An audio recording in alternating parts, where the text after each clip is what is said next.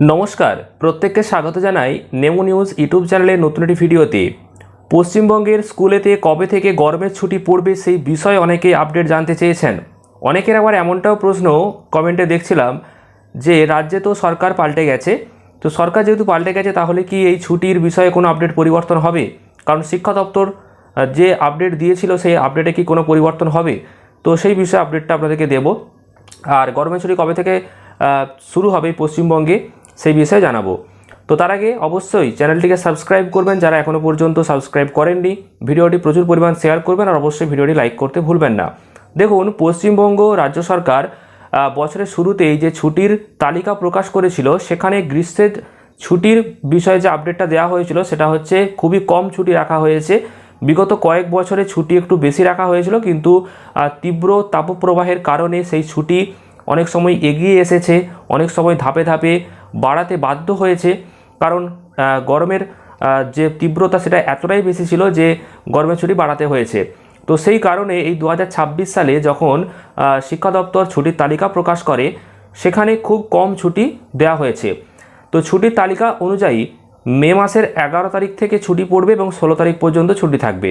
17 তারিখ বাদে 18 তারিখ থেকে আবারও স্কুল চালু হয়ে যাবে।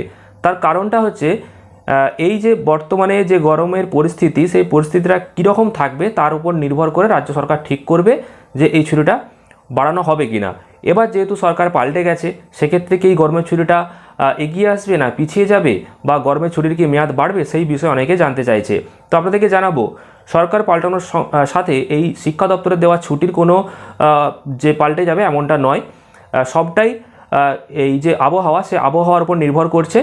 যদি এই রকম বর্তমান আবহাওয়া থাকে সেক্ষেত্রে যে তালিকা সেই তালিকা অনুযায়ী 11ই মে থেকে ছুটি পড়বে এবং 16ই মে পর্যন্ত ছুটি থাকবে। তবে যদি অত্যন্ত গরম থাকে তাহলে হয়তো এই ছুটি এগিয়ে আসবে, বা পরবর্তীকালে যদি গরমের তীব্রতা বাড়ে তাহলে হয়তো ধাপে ধাপে এই ছুটিটা বাড়বে। তো এমনই আপডেট রয়েছে, কোনো রকম ছুটির যে তালিকা সেই তালিকাতে কোনো প্রভাব পড়েনি বা কোনো ছুটি পাল্টে যায়নি। যেই ছুটির তালিকা দেওয়া হয়েছিল বছরের শুরুতে সেটাই রয়েছে। 11ই মে থেকে 16ই মে পর্যন্ত পশ্চিমবঙ্গের সমস্ত স্কুলে গরমের ছুটি পড়তে চলেছে। সেই বিষয়ে আপনাদেরকে আপডেট দিলাম।